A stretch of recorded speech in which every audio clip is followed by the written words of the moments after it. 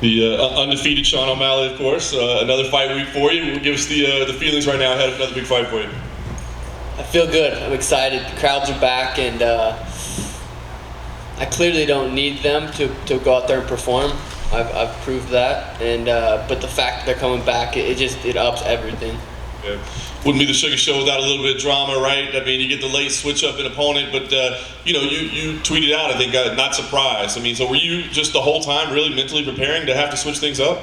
It was weird. I just wasn't, like, when I got the call, I was just like, I truly wasn't surprised. I wasn't surprised that it happened. Yeah. How about the opponent itself, right? Because it seemed like there was a list of people putting their names, and put their hands in the air, and then you end up with a newcomer. Were you surprised at that they brought somebody in from outside the promotion? They sent me a list of a couple guys, Simon being one of them. I told them, I said, I would want to obviously stay on the card. I've had a great camp. My weight's trending for a bantamweight fight. Find me someone that can make 35. They sent me a list of a couple guys. Simon was the toughest one on there, and I picked him. They called me, said, he can't make weight. So I don't know if it was just a miscommunication that he put his name in there for 45. But I was pretty clear with the UFC. I said I want to fight at 35. So I don't know. There was a lot of people on Twitter that called me out that weren't on that list. I don't know if I don't really know. I just I'm just happy I'm on the card at 35. And that's a good thing that you're getting to compete, but does it feel almost like a no-win situation? I mean, obviously this guy comes in and shocks you. He's shocking the world. You beat him, it's like, oh, Malley beat another can. When are they ever going to test this guy? Yeah, no, absolutely. That's the word around town. It's a lot of people think it's a lose-lose for me. I make a lot of money, go out there and knock this kid out. This kid's tough. This is not, I watched one of his fights this morning for the first time. He's not just a scrub. He's not a nobody. He is kind of a nobody. No one really knows who he is, but to be fair, not a lot of people know who Simon is, really. I mean, he's beat a couple dudes in the UFC. I couldn't tell you how many fights he's even had in the UFC. So yeah, he comes in there, shocks the world. It's a huge fight for him. Props for him just, stepping up to take it. He might be thinking it's a win-win for him. He goes out there and loses. He's in the UFC. But I don't just knock people out. I change people's careers. I really, mentally, the way I knock people out, they gotta, they step into that cage, they're different the next fight out there. So this could be the beginning of his career, or this could be the end of his career. We'll see. Nice. So the last thing for me, I guess, what is the goal for it? I know you want to go out there and win, but it seems like you're pretty pumped up with fans back in the building. So does it feel like you want to go in there and put on even more of a show than normal, or do something extra special, those viral moments that you're famous for? Yeah, I don't think I have to do anything extra special. I think everything I do is pretty special. It's pretty extra special anyway. I'm ready for 15-minute war. This kid's tough. My knockouts don't come from me trying to get viral knockouts. They come from, it's just my style. It's how I've been knocking people out since I was 16 years old. It just happens. And if I go out there and try to force something like that, that's when it gets, that's when it's dangerous for me. So I go out there, I'm ready for 15-minute war. Just so happens that I find people's chins in spectacular fashion. Sean, over to your left over here. Recent interview you did, you were talking about how everyone wants to see you fight a wrestler, and that's something we haven't seen from you yet. So instead of getting a wrestler, have you ever thought about going into a matchup like this one, for example, and trying to show it off ahead of time before you get these wrestlers? Well, people want to see me get wrestled. They don't want to see me wrestle. Yeah, I don't know. I think I'm 26 years old. I got 10 years in the UFC. We're gonna see me fight a wrestler. That was one of the reasons I picked Simon. He literally, his game plan is to lay on me, and I wanted to go out there and put his lights out. So he missed a huge opportunity. He could even said, I'm gonna make 35, came and missed weight, still gets to fight me on the biggest card. Still gets knocked out, but gets to fight me. So, I think I got 10 years to fight. We're gonna see me fight a wrestler.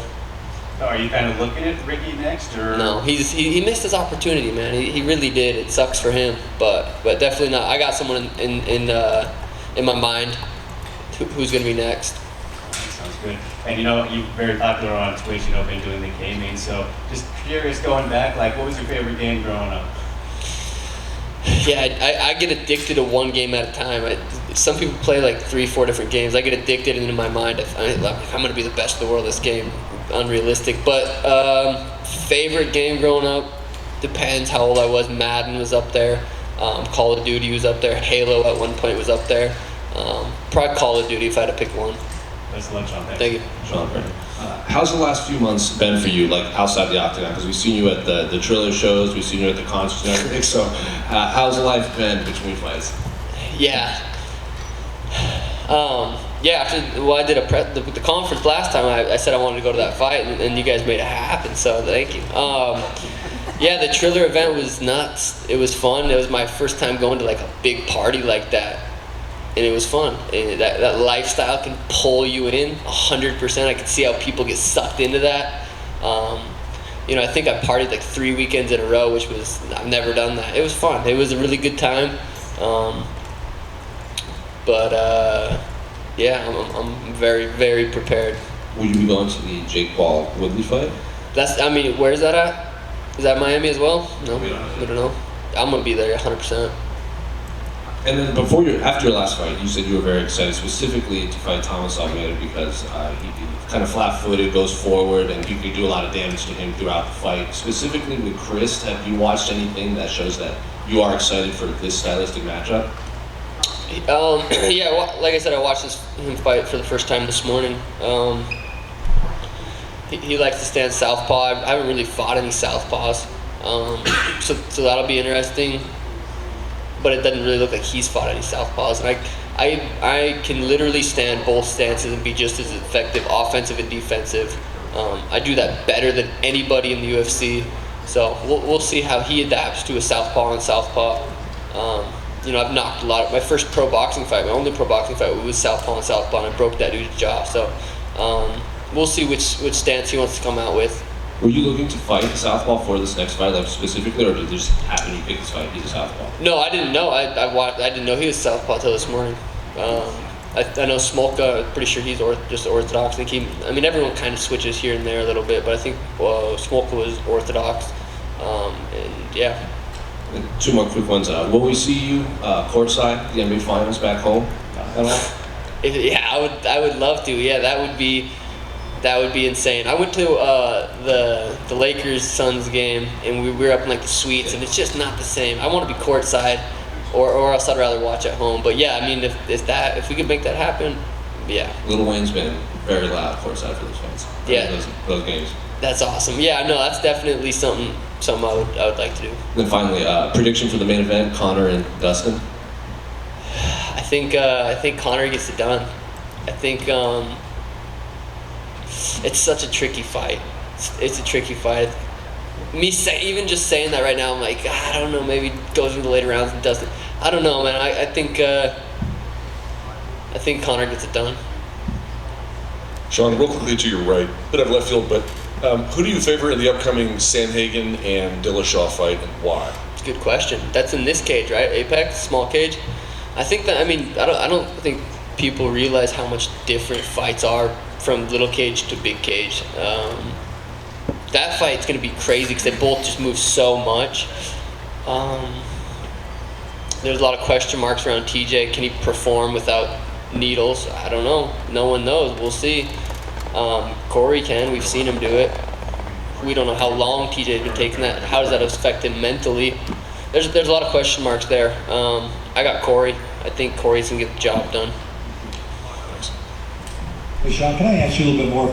This fight, coming into Las Vegas, the big fight card at T-Mobile sold out, kind of the first big event here in the fight capital of the world. Can you talk a little bit about being on this card, the importance of this, and kind of getting back to normal with everything? Yeah, I mean, even when we were fighting at the Apex, it definitely felt a little off without the crowds. But for fight week, it's pretty much it feels normal every time we do fight week. Little things different here and there. If there was no fans, I would go out there and do the same thing I'm gonna do. Just having the fans, it just makes it more exciting, more energy, more electric. And the Conor Dustin, this could be potentially the biggest card ever, or the biggest pay-per-view ever, more eyeballs than ever.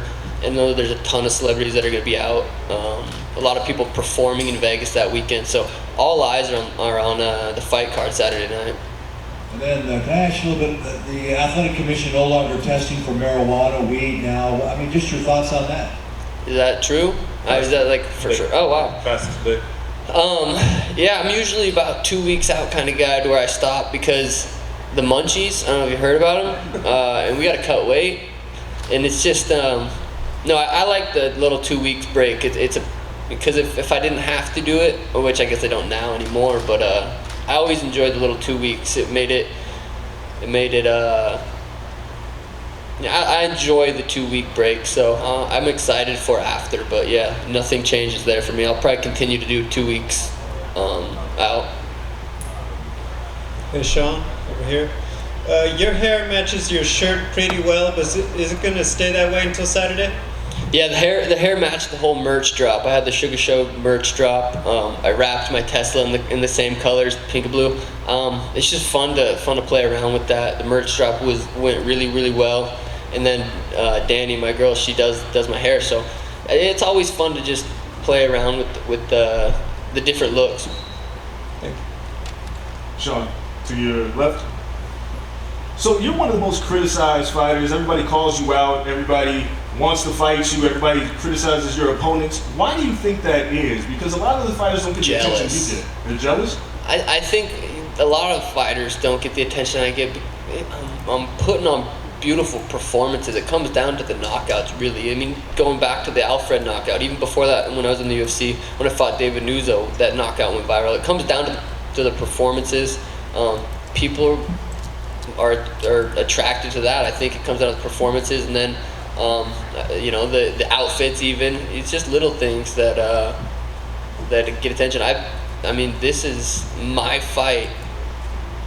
Even though I'm fighting Chris, who's never been in the UFC, is still going to do huge numbers. There's still going to be a ton of people watching this fight, a ton of people that are excited for this fight.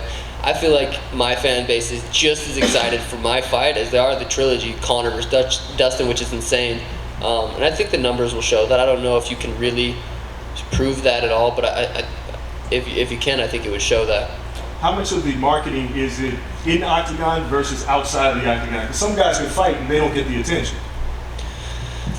Yeah, everything I do outside the octagon isn't really, I mean, it is kind of marketing, it is kind of thought about, but a lot of it's just because I enjoy it. The podcast, the streaming on Twitch, making vlogs on YouTube, it's because I enjoy that stuff, and it just so happens to be marketing as well.